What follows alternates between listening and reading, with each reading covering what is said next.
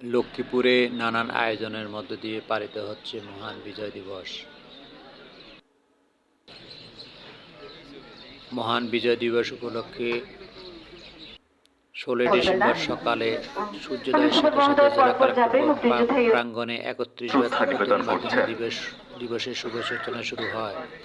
এরপর শহরের যমুনা এলাকায় বিজয়স্ত শহীদ স্মৃতিসৌধে পুষ্পস্তবক অর্পণ এবং শহীদদের রুহের আত্মার মাগফিরাত কামনায় বাগবাড়ি গণকবর দোয়া এবং মুনাজাত পরিচালনা করা হয়।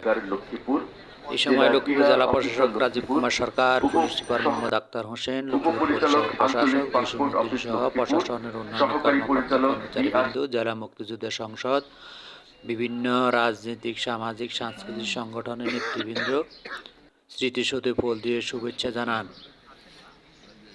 বাগবাড়ি গণকবরে জেলা প্রশাসক, পুলিশ সুপার সহ প্রশাসনের অন্যান্য কর্মকর্তাবৃন্দ শহীদদের রুহের আত্মার মাগফিরাত কামনায় দোয়া এবং মুনাজাত করেন। Rabiul Islam Khan, desk report, Lakshmipur.